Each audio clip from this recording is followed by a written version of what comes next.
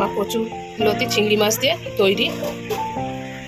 আজকে আমি বানাবো কচুর লতির একটি রেসিপি। এখানে কচুর লতিটা আমি ছাড়িয়ে নিয়েছি আর সঙ্গে চিংড়ি মাছ নিয়ে নিয়েছি। এবার আমি এর মশলাটা করে নেব। আমি মশলাটা নিয়েছি সর্ষে, কাঁচা লঙ্কা আর রসুন। এটাকে আমি বেটে নেব। মশলাটা আমি এখানে বেটে নিয়েছি।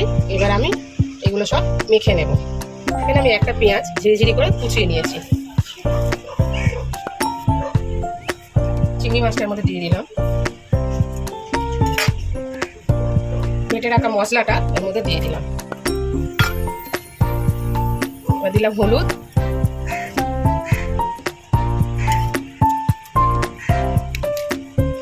কাশ্মীরি লঙ্কার গুঁড়ো, তেল, সর্ষের তেল। এটাকে পুরোটা মাখিয়ে নিয়ে আমি এবার ভাপে বসিয়ে দেব।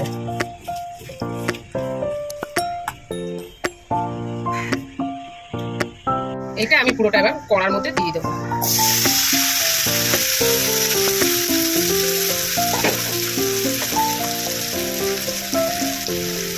তখন আমি নুনটা দিইনি, এখন আমি নুনটার মধ্যে দিয়ে দিলাম।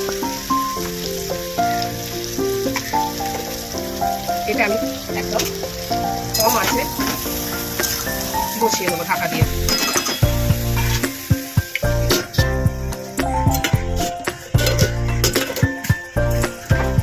দেখুন কি সুন্দর জল ছেড়েছে।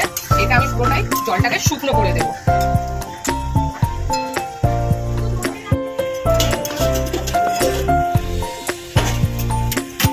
পুরো তেলটা ছেড়ে গেছে।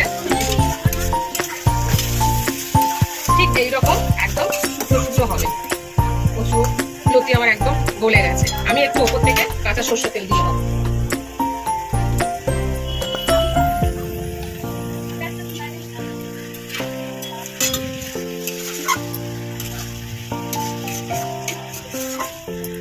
একদম হয়ে গেছে।